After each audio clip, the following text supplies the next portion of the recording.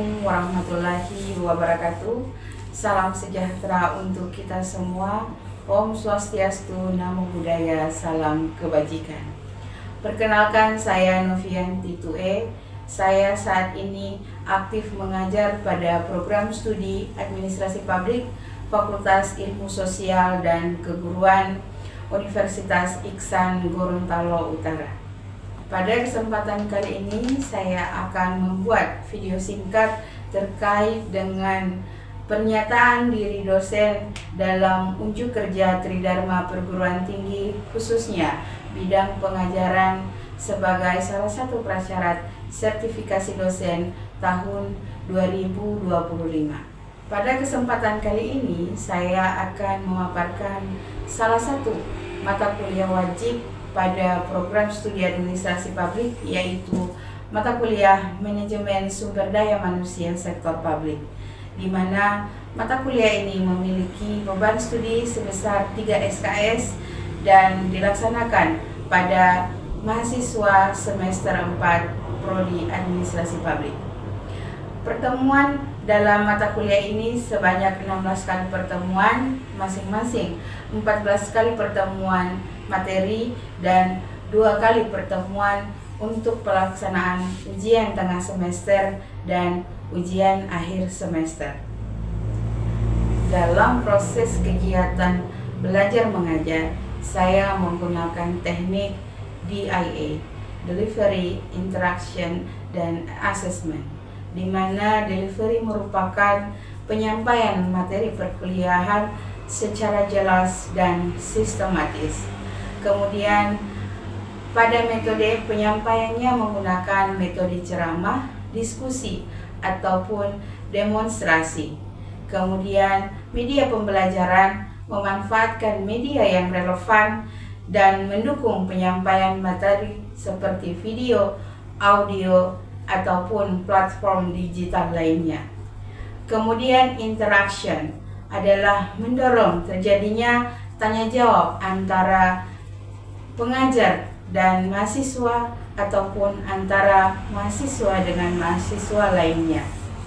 Kemudian assessment adalah berbagai bentuk penilaian yang digunakan di dalam tahap akhir ataupun evaluasi pada proses perkuliahan selama 1 semester.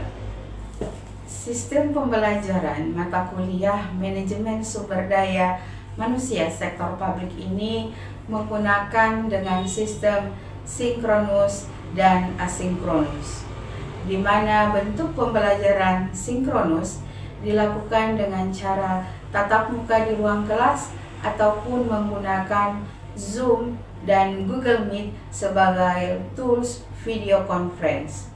Sedangkan perkuliahan asinkronus merupakan proses belajar mengajar dengan menggunakan WhatsApp group ataupun Google Classroom sebagai media untuk memfasilitasi mahasiswa dalam penugasan mandiri ataupun penugasan secara berkelompok.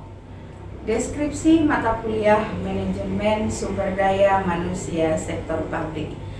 Mata kuliah ini membahas berbagai aspek pengelolaan sumber daya manusia dalam organisasi publik sebagai sumber daya utama dalam meraih keunggulan kompetitif berkelanjutan.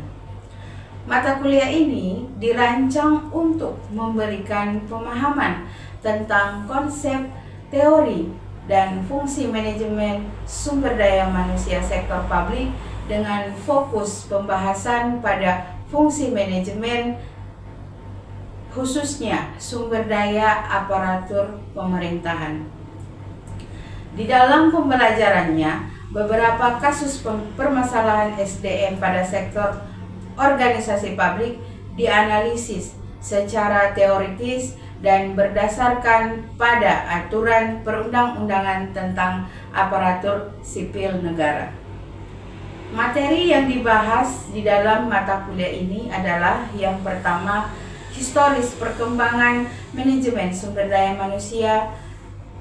Yang kedua, manajemen sumber daya manusia dalam perspektif administrasi publik. Yang ketiga, pengertian dasar konsep, teori, dan ruang lingkup sumber daya manusia sektor publik. Yang keempat, perencanaan sumber daya manusia di sektor publik. Yang kelima, analisis jabatan dan klasifikasi pegawai.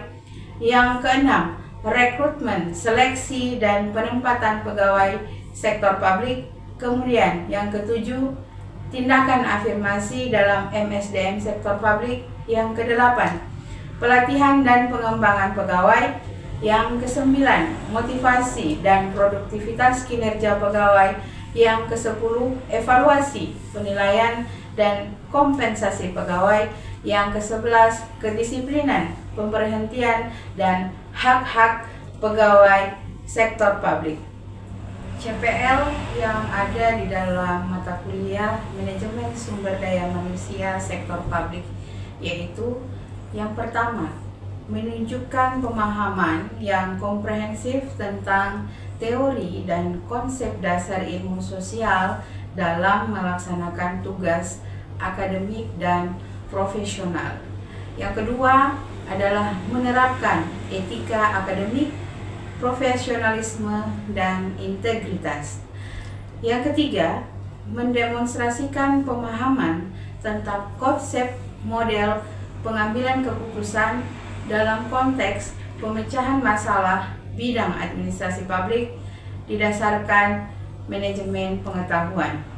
Yang berikut adalah berkontribusi di dalam peningkatan mutu kehidupan bermasyarakat, berbangsa, bernegara, dan peradaban berdasarkan Pancasila. Yang berikut menunjukkan pengetahuan administrasi publik sebagai bagian dari ilmu sosial, dan yang terakhir adalah menunjukkan tentang elemen, prinsip, dan fungsi administrasi publik untuk mendukung kegiatan dalam kebijakan publik dan manajemen publik. Sedangkan untuk PMK mata kuliah ini yaitu yang pertama, mahasiswa memahami histori perkembangan manajemen sumber daya manusia. Mahasiswa menjelaskan manajemen sumber daya manusia dalam perspektif administrasi publik. Yang berikut, memahami pengertian dasar, konsep, teori, dan ruang lingkup manajemen sumber daya manusia sektor publik. Serta mahasiswa memahami motivasi dan produktivitas kinerja pegawai. Assalamualaikum warahmatullahi wabarakatuh. Waalaikumsalam warahmatullahi wabarakatuh. Baik, alhamdulillah pada hari ini kita kembali bertemu di ruangan ini dalam mata kuliah Manajemen Sumber Daya Sektor Publik pada pertemuan yang ketiga. Nah, ini masuk pertemuan ketiga ya. Nah, di pertemuan pertama kita sudah membahas soal kontrak kuliah ya. Saya rasa sudah jelas untuk semuanya kontrak kuliah, dan yang kemarin juga kita sudah membahas tentang pengertian dasar yang ada di dalam manajemen sumber daya manusia sektor publik. Baik. Nah, sebelum melanjutkan materi berikutnya, mari kita sama-sama berdoa. Doa saya langsung pimpin ya. Berdoa dimulai. Doa selesai. Nah, di dalam manajemen sumber daya manusia sektor publik, ada enggak yang masih ingat apa itu manajemen? Manajemen adalah proses perencanaan, pengorganisasian, dan pengendalian sumber daya untuk mencapai tujuan organisasi. Oke, baik. Itu adalah sedikit pengertian manajemen yang disampaikan oleh Ningsi. Nah, kemarin juga di mata kuliah sebelumnya itu pernah ada asas-asas manajemen toh. Ya. Nah, ini juga tidak terlalu lari dari mata kuliah tersebut. Ada lagi yang dibahas di dalam mata kuliah ini. Nah, ini ada pengertian dasar di mana manajemen sumber daya manusia adalah serangkaian aktivitas yang dilakukan organisasi untuk mengelola, tenaga kerja mulai dari rekrutmen, seleksi, pelatihan, pengembangan, kompensasi, hingga hubungan kerja. Nah, pada pengertian yang di bawah, MSDM sektor publik merupakan proses manajerial di dalam mengelola sumber daya manusia di instansi pemerintah atau lembaga publik dengan tujuan menciptakan pelayanan yang berkualitas, akuntabel dan transparan. Nah, ada yang masih ingat akuntabel itu yang seperti apa? Ya, akuntabel atau transparan? Mana yang bisa? Akuntabel. Bertanggung jawab atas tindakan yang dilakukan. Oke, akuntabel itu bisa dipertanggungjawabkan. Oke, nah kalau dilihat pengertian di atas adalah serangkaian aktivitas yang dimulai dari tahap rekrutmen. Rekrutmen tentunya menyesuaikan dengan kebutuhan-kebutuhan yang memang saat ini makin harus menyesuaikan dengan perkembangan, baik itu di perkembangan teknologi maupun perkembangan yang lain yang memang setiap instansi itu harus menyesuaikan, ya, dengan latar belakang misalnya calon pegawai. Nah, kalau transparansi itu apa? Ada yang bisa menjelaskan apa itu transparan? Hah? Ada?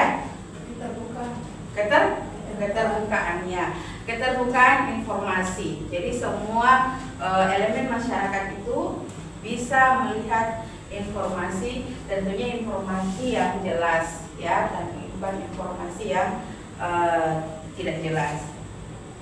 Nah, berikut konsep MSDM sektor publik. Yang pertama itu adalah orientasi pada pelayanan publik. Nah, di sini dijelaskan bahwa fokus utama bukan pada profit, melainkan pada pencapaian pelayanan yang adil, merata, dan efisien bagi masyarakat. Nah, kemudian ada di sini nilai-nilai dasar. Yang pertama tadi akuntabilitas sudah dijelaskan. Kemudian transparansi.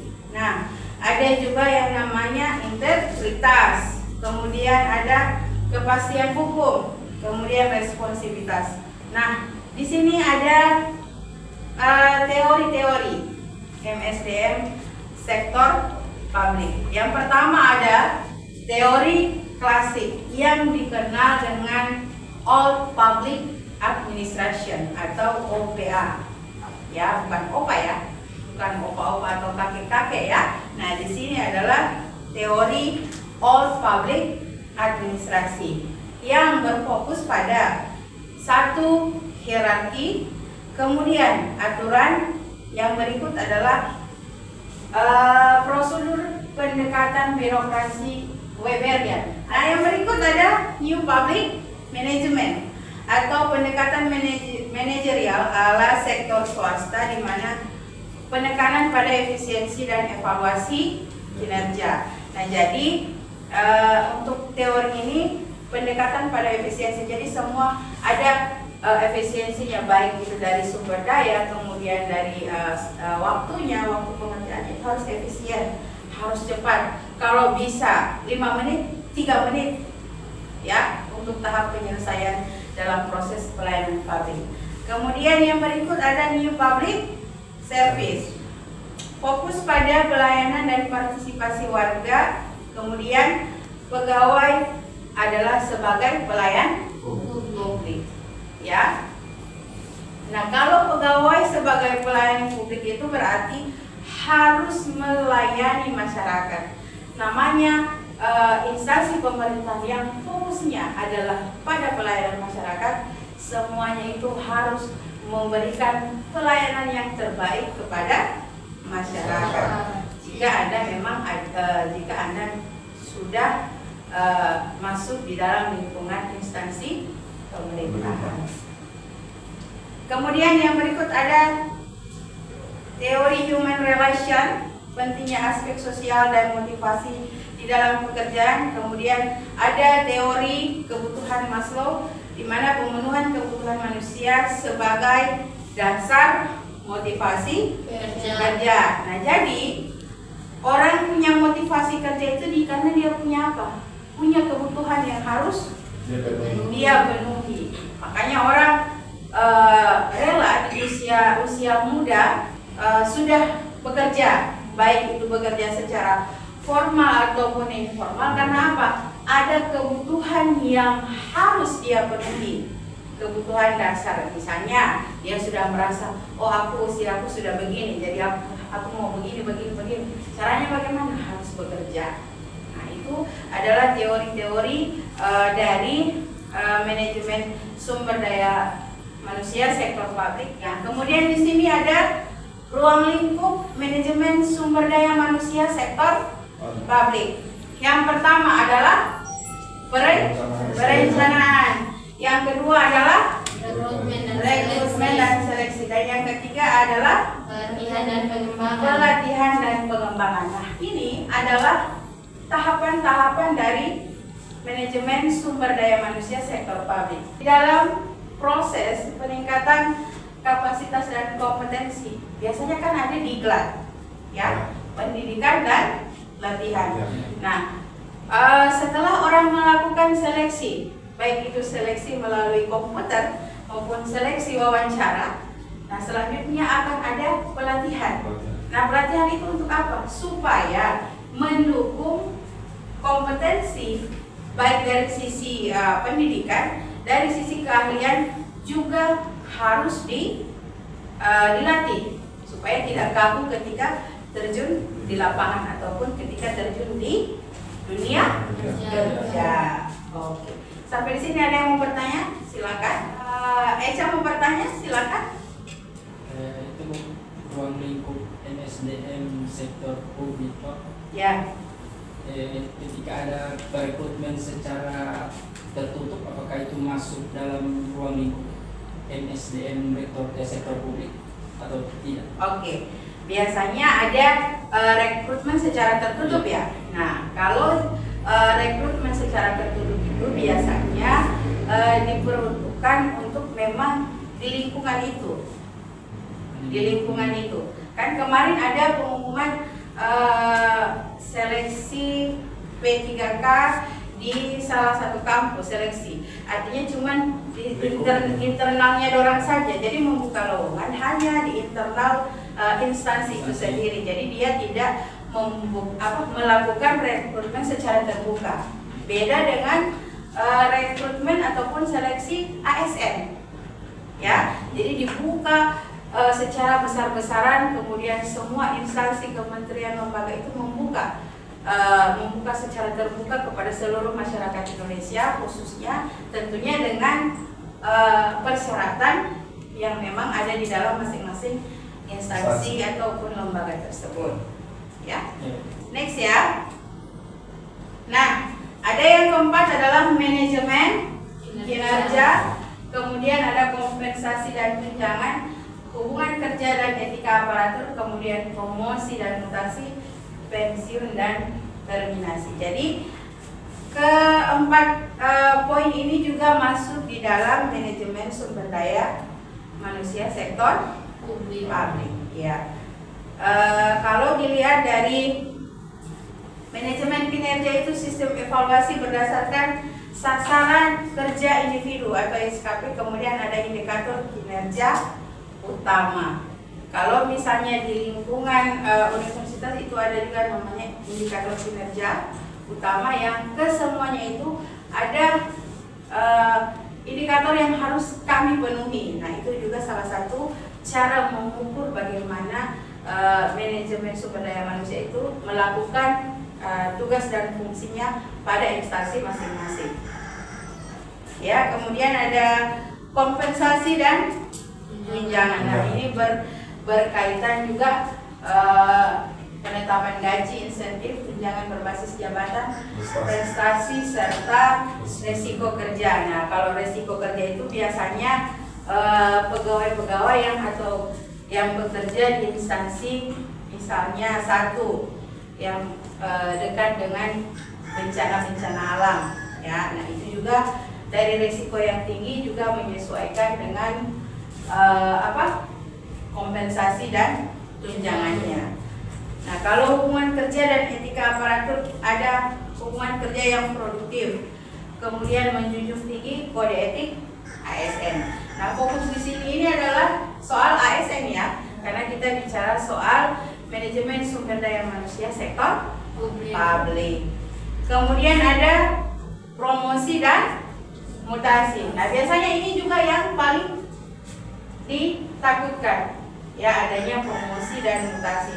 Mutasi biasanya sudah dakdikduk orang-orang misalnya, oh nanti ada mutasi ini, tapi diingat lagi apakah selama proses bekerja ada kesalahan-kesalahan yang fatal. Kalau memang tidak ada kesalahan, tidak perlu khawatir dengan yang namanya mutasi.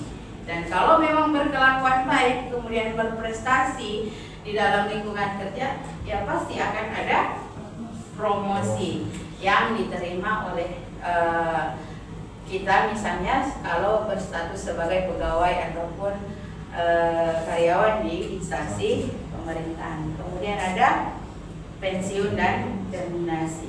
Proses akhir masa kerja pegawai biasanya ada yang namanya dana pensiun. Nah, pensiun ini yang membuat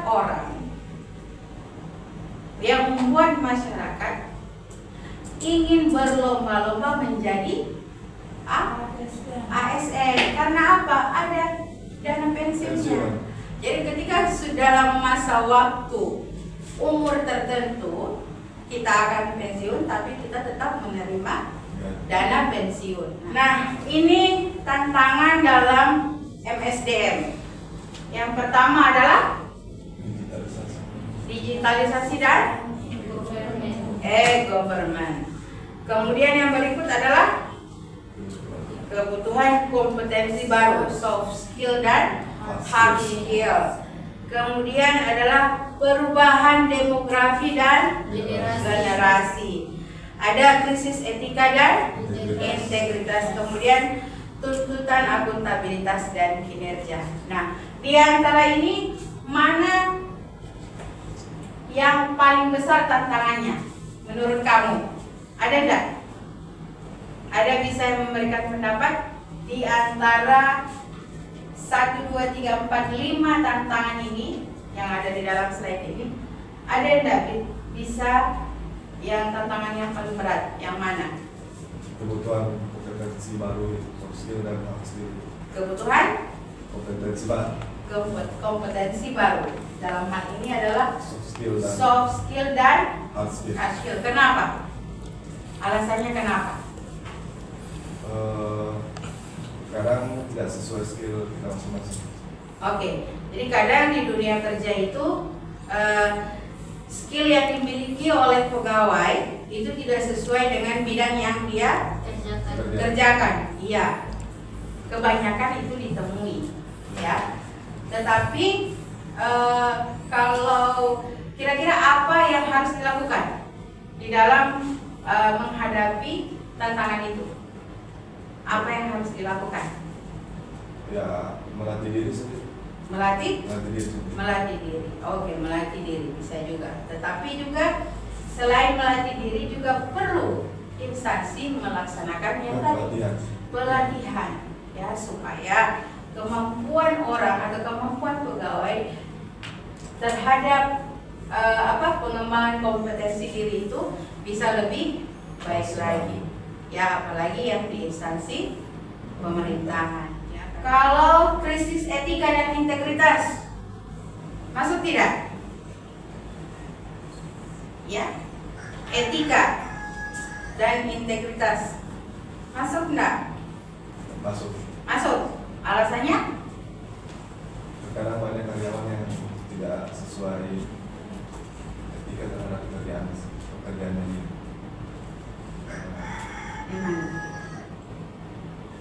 Apa ada yang lain? Coba. Jangan takut-takut. Coba apa? Ada enggak?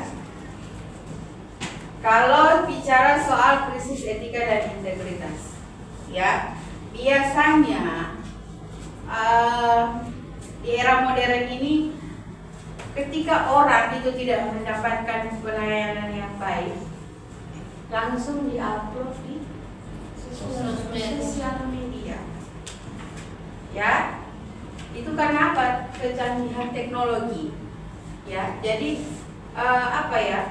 Kan di kantor itu biasanya ada yang namanya kotak saran.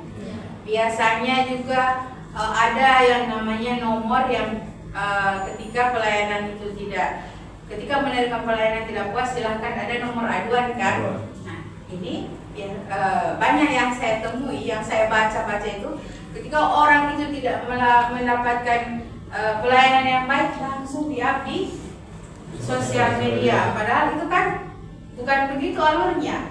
Harusnya menyampaikan pada instansi yang terkait, ya. Jangan di-up ke sosial media, ya. Harusnya langsung disampaikan di dalam instansi tempat dia mendapatkan pelayanan publik itu. Supaya apa? Supaya dia terarah dan instansi ini mampu bisa juga mengkoreksi diri sendiri, bisa juga menilai ataupun langsung memperbaiki pelayanan yang ada di kantor tersebut atau instansi tersebut. Nah, ini adalah daftar sumber-sumber materi yang saya ajarkan tadi. Ini adalah sumber-sumbernya yang saya ambil, ada di dalam list buku-buku. Dan untuk teman-teman nanti di email masing-masing yang sebelumnya sudah pernah mengirimkan tugas sama saya, akan saya kirimkan tugas atau oleh-oleh yang teman-teman kerjakan dalam bentuk video, nanti disetorkan ke saya kembali insya Allah pada minggu depan. Jadi tugas dan anunya itu silakan teman-teman lihat pada alamat email masing-masing. Paham? Paham. Oke. Ada lagi yang mau bertanya? Tidak ada ya? Oke, karena sudah menunjukkan waktu hampir berapa menit, 90 menit kita melakukan tatap muka, maka berakhirlah kuliah pada hari ini, dan insya Allah kita akan lanjutkan lagi minggu depan ya. Demikian, terima kasih. Wabillahi taufiq wal hidayah. Wassalamualaikum warahmatullahi wabarakatuh. Waalaikumsalam warahmatullahi wabarakatuh. Demikian video pernyataan diri dosen dalam unjuk kerja Tridharma Perguruan Tinggi ini saya buat. Semoga dapat menjadi pertimbangan baik di dalam sertifikasi dosen tahun 2025. Wabillahi taufiq wal hidayah. Wassalamualaikum warahmatullahi wabarakatuh.